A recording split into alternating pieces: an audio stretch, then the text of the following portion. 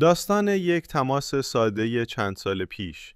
در یکی از زمستان‌های سرد کابل، مردی به نام فرید هر روز صبح قبل از طلوع آفتاب از خانه بیرون می‌رفت. کارش ساده بود. در یک اداره کوچک نگهبان شب بود و صبح‌ها هم برای خرج خانواده مسافرکشی می‌کرد.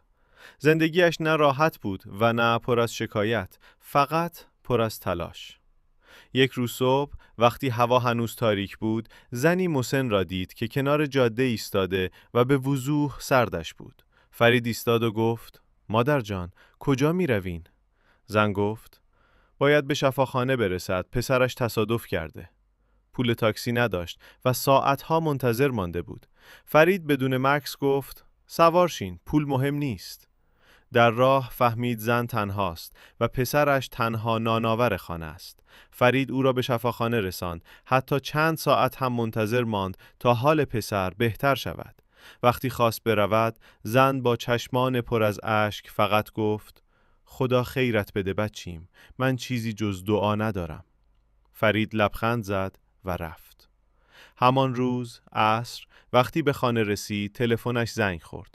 شماره ناشناس بود. مردی پشت خط گفت: شما امروز مادرم را به شفاخانه رساندین. من مدیر یک شرکت ساختمانی هستم. نگهبان امین می‌خواهم. اگر قبول کنین فردا تشریف بیارین. فرید چند ثانیه نتوانست حرف بزند. فقط گفت: من کاری نکردم. مرد جواب داد: همان کاری که کردین کافی بود.